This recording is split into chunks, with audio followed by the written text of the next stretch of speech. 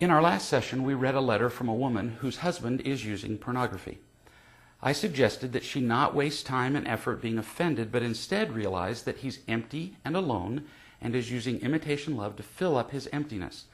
That's no excuse for his behavior, but it's critical that she understand it.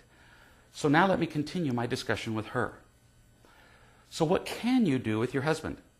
The first thing is not to be angry with him. Understand that he's using pornography because he's empty and afraid, not because he's a bad person or trying to hurt you. Remember, I'm not excusing his behavior, just explaining it. Why is it important then not to be angry with him? Because his primary problem is not feeling enough real love. The instant you communicate any anger or even frustration or disappointment, he'll hear you saying with your behavior, "I don't love you."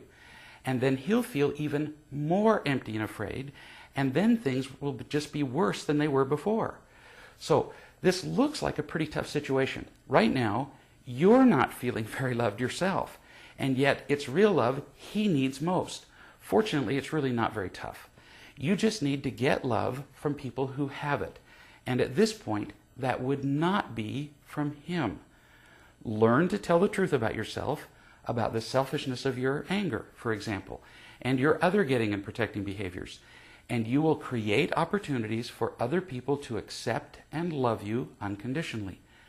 Gradually develop that kind of honesty and love with several friends. Now, I warn you, you'll find it tempting to talk about how your husband has hurt you and to talk about his many faults, which I'm sure he has. But if you do that, you'll only get sympathy and a feeling that you're a victim. That will not help you. Instead, talk about your own mistakes and find the real love that you need. The primary reason your husband doesn't feel loved is that he hasn't been sufficiently unconditionally loved for a lifetime, starting in his childhood. His pain has been caused by his parents, teachers, friends, lots of people. And you have played a part in this for him too. You haven't given him the real love that he's also needed. You prove that with your anger at him, which demonstrates that you're seeing only your pain, not his.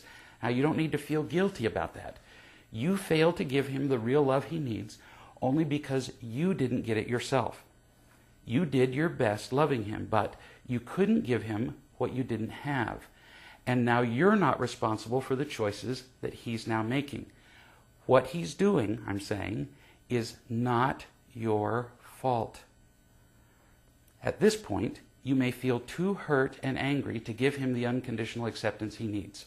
Understandable. But as you keep telling the truth about yourself, and as you feel the love of other people, you'll be able to share that with him. If he feels enough real love from you, he'll simply lose his emptiness. So he'll also lose his need to use imitation love, including in the form of pornography. Now, why should it be you that changes here? Isn't he the one with the problem? That's a tempting thought. And if he were here, I'd be talking to him about what steps for him to take. But he's not here. You are. And the only person you can change is you. That's why we're talking about what you can do. If you want your relationship to change, if you want to help your husband, it will require change on your part. That's just the way it is. So the question is, are you willing to do that? Because for a while, it may be very one-sided. You may be doing all the work and all the loving. So what? It's real love that changes everything. And in a relationship, somebody has to decide to go first. Why not you?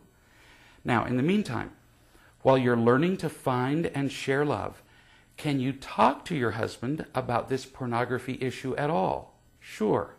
And we'll talk about that in the next session.